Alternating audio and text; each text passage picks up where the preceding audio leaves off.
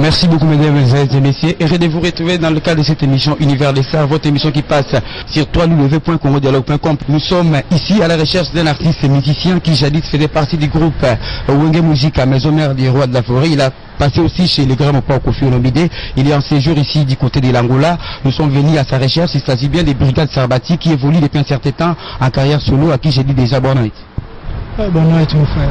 Il y a Brigade Sarbati. Tu es au Luanda, je crois que c'est pour la toute première fois, en tant que leader et groupe au Luanda, sentiment na ezani. Le plaisir à trouver à lui que na yezu na mboka ngai moko na groupe na ngai lo liboso ngwana et ami balé comment ndenge mboka moko peut évoluer et ami ça tout kukuta na bato na mwana ba mokala. Rencontre on c'est un plaisir pour moi. Et c'est moi na alors Brigade Sarbati na Luanda Azap pour combien de temps? En Angola, disons, passé besoin de Batouya. Normalement, tu vois qu'il vise à 1 mois, mais tu as 3 semaines de ça là parce que tu as un concert, tu as bêta où il y a bateau à 25 km. Et deuxième concert, ça c'est 1000 euros. Après, on trouve qu'il y a le Kapa. Après, on a un petit concert de revoir dans la piscine. C'est tout dans la zone, dans la piscine quoi. Alors, Brigade Sarbati, au un orchestre, c'est la toute première fois où il y a un Angola orchestre. Dernièrement, où tu as lancé sur le marché des disques et albums, tout va bien. Mais tu as connu, tu as rencontré des problèmes avec ton producteur qui était Serge KMB. Alors, il y a un producteur, Bendana.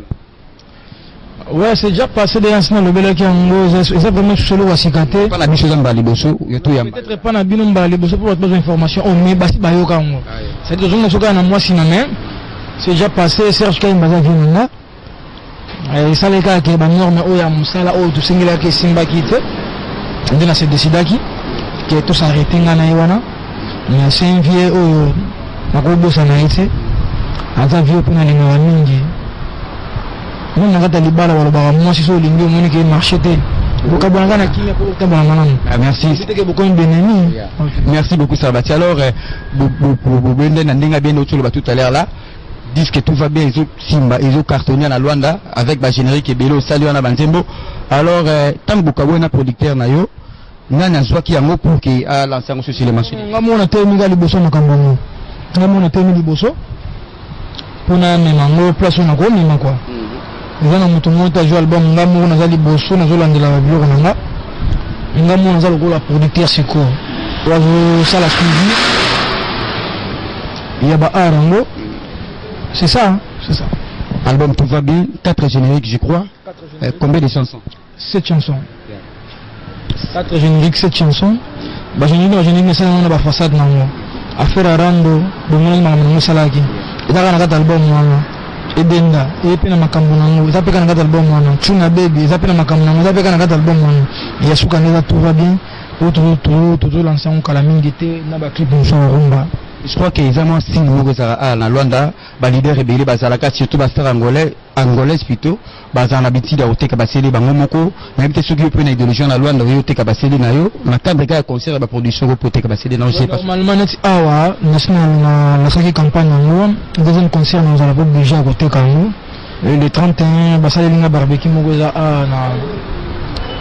na Ilia, le 31, nous avons appelé mon autographe, mon remerciement, ma photo, mon TKPCD. Mais ça se passe bien depuis hier. Tu as déjà joué 2 fois. On a presté 2 fois. Et ce qui est important pour moi, la musique n'a pas pour la musique pour la bateau bazo talanga. Ce qui quand même bateau na ba koti ba eto zo binana bango pour moi déjà c'est bon déjà pour moi. na beza ka je beta bata ko ke ko ne ko manabe ouais pour l'instant il faut na remercier Nzambe brigade animateur amené na Congo na orchestre le poser na animateur tombe ça la bloc wana au plus ça va chance pas s'exprimer oui obligé so la ni concert ngala mchuchu na zara ngala ka ndeko na batik ngobo so na moni ba petit ba ni balemba na tcheba ngopwa na zongi bango na tension na tiki bango na zongi na bina parce que moi je joue des rôles dans l'orchestre nous animateur na chanteur na sous danseur biloko na dawo sala télé bosso na rogi jamais ko za égoïste salinde na zara ba petit na zara bango pour ça pour na former bango bakolaka si ba ko edenga na kuma pena mo rôle mo rôle msuna ya kana sala ka mo 2 minutes koto na zoni makamoko. Alors Brigade Sarbati, mon message particulier à Bato Baolandayo à travers les mondes, la net sur toi le veut Congo dialogue pour Baolandayo, Nabili na RTVS 1. Na lingi bango mingi, zone de bilili, kutana na pemana peso bilili, pour akotia ngotba mona image. Vous avez mingi. Ya et ça bien. Ba mingi na pesi batu to bateka na nash congolaise. Na lingi bango mingi. Il faut voir ma. Mon héritier vraiment. Jise Mudiabantu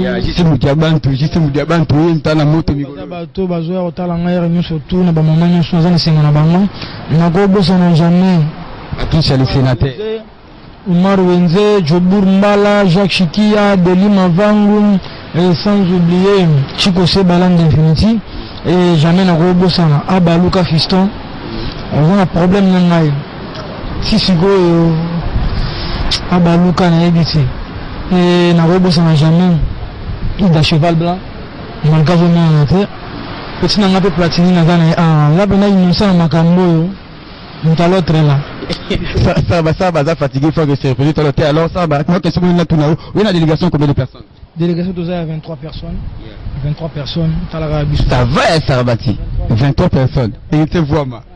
Merci beaucoup Sarbati, Bilimo Boulandi, héritier voix Magus, les sénateurs à coacher, Patrick Achida Zagi na caméra, maman Francine Ngembe Biloko Yokota déjà maman Yango Bandi, na remercier tout Barolandangai sur www.congodialogue.com, Bosé Belé va se faire à tout sous côte baza pembeno na bosanité sous les nzongo na bosani pété batunanga tout ba vender tout ba dish pour la sanateur wana Bosé Belé na bosani binoté na bosanité héritier voix héritier voix donc yé pena mtana chez Mikolo yo maman Francine Ngembe mon boss donc Jise Mudiabantu donc babi Nicolas Congolais c'est na maboko la bino.